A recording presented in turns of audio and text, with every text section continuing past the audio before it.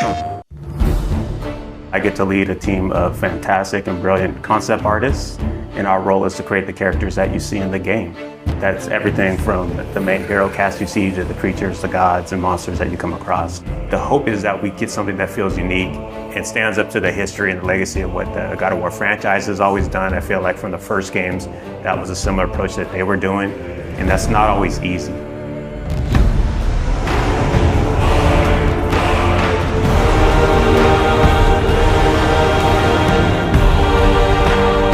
My name is Raf Grassetti. I'm the art director for God of War Ragnarok.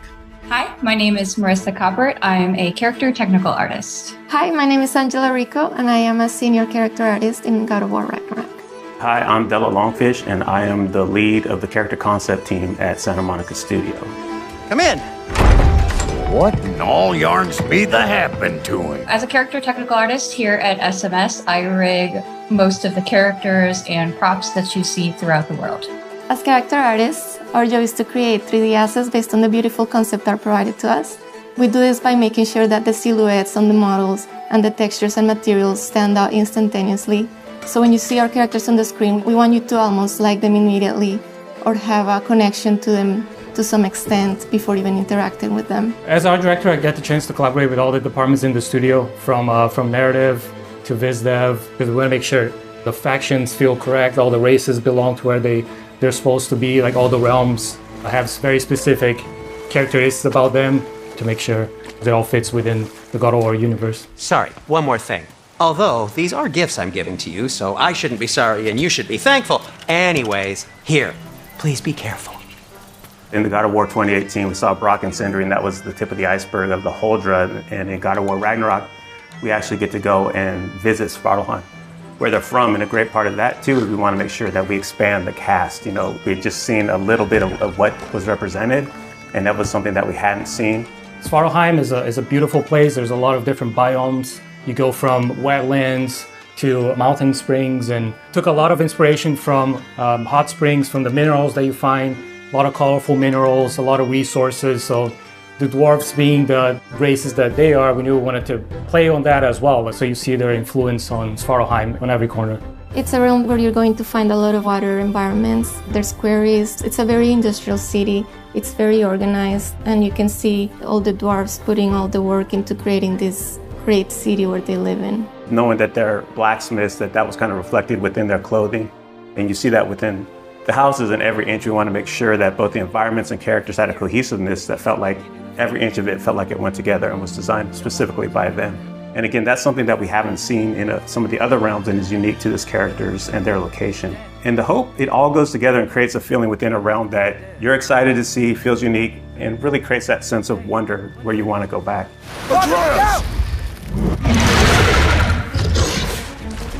When designing a character to match the geography around it, first it's definitely dictated by the viz dev team and the narrative team and the story team. They make sure the character is designed for features that fit in with what they need.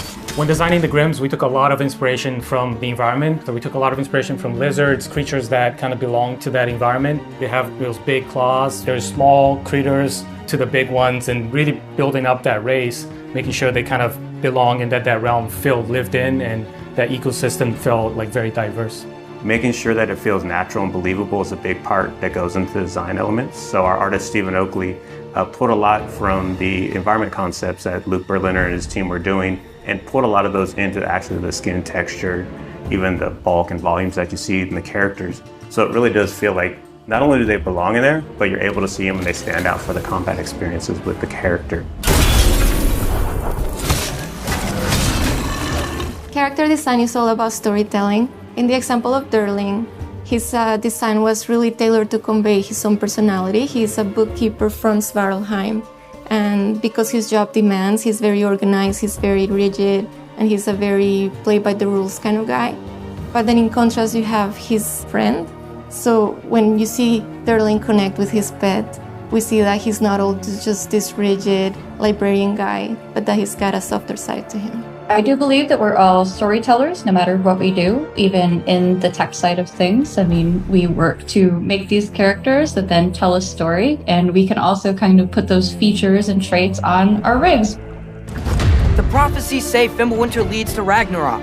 War is coming. Svartalfheim, the dwarves, working with different races from different realms, so definitely seeing Ragnarok and the impact of that into the realm, it puts them into this position that's very interesting to see which side they take and things that they're building. So as you go through the level, you find out a lot more about this race and the political situation that is happening while Ragnarok and Fimbulwinter is taking place. Hey, dwarves!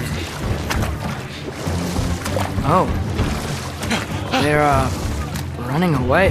One thing that our hope is with the cast of characters within every realm is not that it's just enemies there to kill you. We want to feel believable and that there's a wide world out there, but we want to kind of plant these seeds within any cast of the realm that there's more outside of what you're playing, and we want the fans to feel like they can go back and really visit those areas and want to go explore. If the geysers and smell here are worse because of Fimbulwinter, maybe the earthquakes are too? Aye. Going into Svartalfheim, I'm really excited for players to experience all the new races that lived in that realm, how they play. They play very different from anything we had before. There's wildlife, it's something that kind of goes unnoticed, but we took a lot of effort to make the realm feel believable. So there's a lot in Svartalfheim, a lot to explore. I'm really excited for Svartalfheim. It is a gorgeous realm. After looking through some of the cinematics and playing some of the cinematics and playing through some of the puzzles, I'm so excited how water plays such a big feature in that realm, and that is so cool. I'm most excited for fans to finally get to see how the dwarves live. Brock and Sindri were fan favorites in the last game, so I think that all the work that we've put into Svartalfheim is going to make all the other dwarves shine just as bright as the brothers did. The best part I have is turning on to YouTube and seeing all these call-outs and all the attention to detail that the fans pick up on. That's one thing that we keep in mind when we're designing characters, to make sure we do right by the fans. And knowing that all the work we put in will be seen and appreciated. That's not always the case, but our fans just get every little nook and cranny on that.